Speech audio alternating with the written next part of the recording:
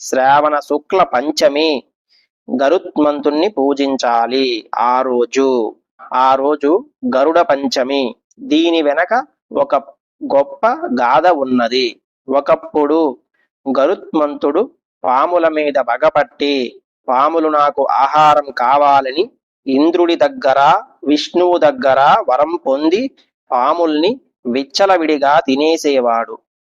దానితో కొంతకాలానికి అసలు పాముల జాతి అంతరించిపోయే దుస్థితి ఏర్పడింది.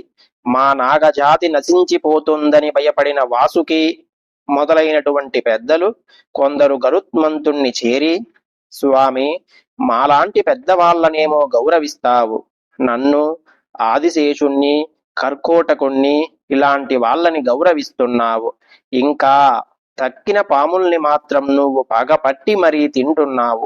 ఇలా అయితే కొంతకాలానికి మా నాగజాతి నశిస్తుంది.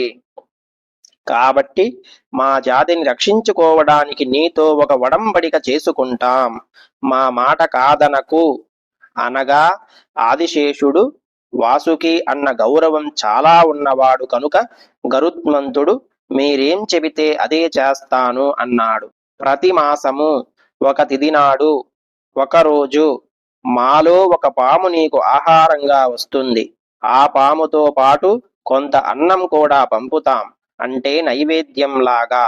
మేము పంపే ఆహారము, మేము పంపే ఆ పాముని తిని మొత్తం పాములందరినీ తినకుండా ఉండు.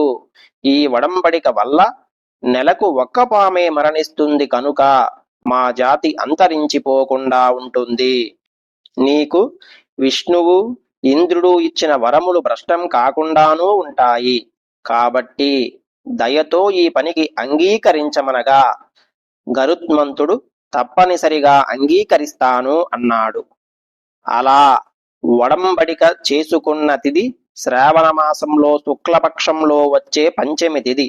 దీనికే నాగపంచమి, గరుడ పంచమి అని రెండు రకాలుగా పిలుస్తారు.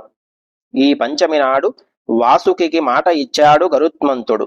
అప్పటి నుంచి వాళ్ళు ఏం చేసేవారంటే, శ్రావణ పంచమి నాడు మొదటి పామును ఆహారంగా పంపారు గరుత్మంతునికి.